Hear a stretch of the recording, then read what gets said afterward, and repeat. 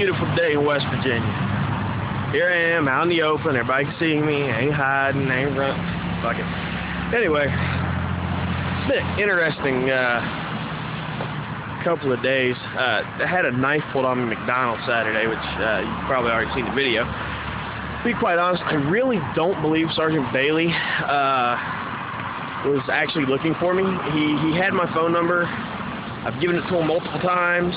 He's called me. I didn't have any voicemails.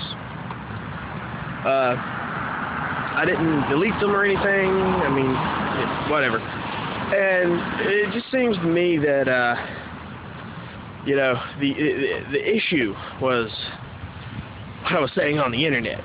Now, if you got to give somebody bad publicity, you know, accuse them of wrongdoing and show up circumstantial evidence to prove that point, hey, whatever. It's fine with me. I really don't believe he had any intention of doing anything if I put that stuff on the internet. But he says he did, so I'll give him the benefit of the doubt. We'll see how things play out, because that's what matters. Now, the simple fact of the matter is far, far more important. Well, it's just getting kind of old. See, here's the thing about it. We all know about the whole issue with Hutchinson. My lawyer called up there, and apparently there was a clerical error which made it a bench trial because I never waived my right, and because of that little clerical error, they're, of course, you know, saying it's an accident, an action taken in good faith. Well, here's the thing about actions taken in good faith. I can't prove that it was taken in bad faith, so I'm not even going to worry about it. Do I feel that it was an action taken in bad faith? Yes. Here's the issue, right? The same evidence that's going to come with my evidentiary hearing here in June to examine the evidence to show where the cops falsified evidence and tampered with evidence and took the phone out of the forensics lab basically comes down to this. During the original appeal in the delinquency charges, Ashley said that her mother, the cop, and the prosecutor coerced her into giving false testimony. Now, if the officer who is investigating the crime is coercing her into giving false testimony, then it kind of throws out any evidence he's collected.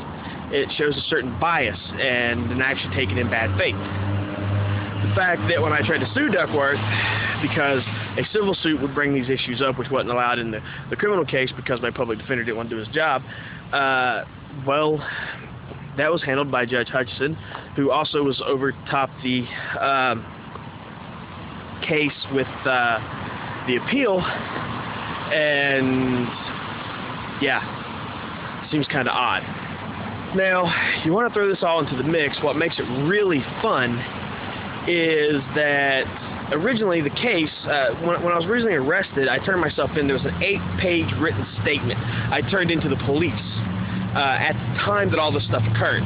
Now, I kept a copy myself, the one I gave Steve Massey to have it entered on the record during my initial appearance, never got entered onto the court record, even though I wanted it entered onto the court record. The copy I gave the cop was never included as part of the evidence, for whatever reason. And, yeah, during the initial appearance, that 8-page statement was entered on the court record, including the fact that I accused Hutchinson of wrongdoing, corruption, and everything. It's right alongside Steve Massey. Now, it's real important to understand that during the course of these bullshit arrests, there was a time when Magistrate Humphreys was dealing with people coming in and posting bond. He had a clear office, and there was no one in there. He could have took me right in for the bond, but instead they took me to Steve Massey. You know, because Steve Massey's hard on criminals, or so the commercial says. The reality is he's only hard on the criminals that isn't putting money in his pocket. Oh my God, did I say that? Yes, I did. Now, here's the thing about it. What you end up with is a situation to where favoritism and bias come in with Massey, who was mentioned in this whole thing. And again, every time it comes up, it keeps coming up between Mary Jennings, Massey, and Hutchinson. Now, when Hutchinson was removed from the case because I filed a complaint with him with the Judicial Ethics Committee, what happened was this. It went to Burnside. Now, that's important because, as you've seen in the video with the other paperwork, Pat Lamb, the prosecutor, the assistant prosecutor working this case, he goes and, well, he goes and files a motion without talking to my lawyer or anything to have it removed from Burnside and given to Hutchinson.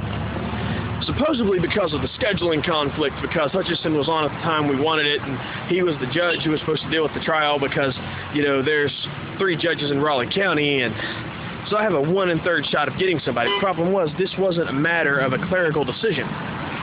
This wasn't the law. What this was quite simply put, bullshit. It was fabrication, lies, manipulation, all that good shit. So we end up with whatever the fuck we end up with. And shit just plays out the way it does. Now, all that factored in, for whatever reasons, under whatever strain, essentially break down to this. You combine that with the fact that the prosecutor had evidence of misconduct and wrongdoing and everything else associated with the initial me firing Winters, and they had evidence, didn't do nothing about it. Factor that in that they had it again during the first psych eval, didn't do nothing about it. Factor that in that you know, he got the evidence again in the 30th psych eval where he's pointing towards the internet. Didn't do nothing about it. What you get is a case of a lot of doing nothing and a lot of shit talk and a lot of covering up for evidence, but no one doing anything about it. Something to ask yourself, ain't it?